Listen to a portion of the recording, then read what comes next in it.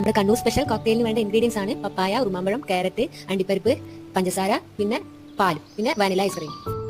ചെറുതായി മുറിച്ച ക്യാരറ്റ് ഒരു പാത്രത്തിൽ വെച്ച് കുക്കറിൽ വെച്ച് നന്നായി വേവിച്ചെടുക്കണം. അതിനുശേഷം പപ്പായ നന്നായി കുരുകളഞ്ഞ് തോലെല്ലാം കളഞ്ഞ് വൃത്തിയായി എടുത്ത് ചെറിയ ചെറിയ പീസുകളായി ഇട്ട് ജാറിലേക്ക് ഇട്ട് കൊടുക്കുക. അതിനുശേഷം പാലും പഞ്ചസാരയും ഒഴിച്ച് നന്നായി ഗ്രൈൻഡ് ചെയ്യണം. പിന്നെ നമ്മൾ ഇതിലേക്ക് ക്യാരറ്റ് ഇട്ട് കൊടുക്കണം. ക്യാരറ്റ് ഇട്ടതിന് ശേഷം കുറച്ചുകൂടി പഞ്ചസാരയും നല്ല തണുത്ത പാലിട്ട് നന്നായി അടിച്ചു കൊടുക്കണം.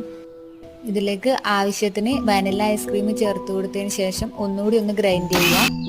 ഇതിലേക്ക് ആവശ്യമായ അനാറ് ക്ലീൻ ചെയ്തെടുത്തതിന് ശേഷം നമ്മൾ അനാറും അണ്ടിപ്പരിപ്പും കൂടി മിക്സ് ചെയ്ത് ഈ കോക്ടെയിലേക്ക് ഇട്ട് നന്നായി ഒന്ന് മിക്സ് ചെയ്യണം. ഇതിന്റെ ഫുൾ വീഡിയോ ഡിസ്ക്രിപ്ഷൻ ബോക്സിലുണ്ട്. എല്ലാവരും കാണുക, സപ്പോർട്ട് ചെയ്യുക. എല്ലാവർക്കും ഇഷ്ടപ്പെട്ടെങ്കിൽ സബ്സ്ക്രൈബ് ചെയ്യണം, ലൈക്കും ചെയ്യണം.